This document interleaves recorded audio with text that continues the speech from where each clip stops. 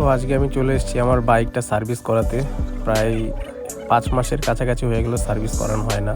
তো এই কারণেই ভাবলাম বাইকটা সার্ভিস করিয়ে নিই। তার সাথে একটু সমস্যা হচ্ছিল, মানে একটু আর কি বাইকে সার্ভিস না করালে যে সমস্যাগুলো হয় সেগুলো হচ্ছিল আর কি। তো এই কারণেই চলে আসলাম। তার সাথে ইঞ্জিন অয়েলটাও চেঞ্জ করে নেব।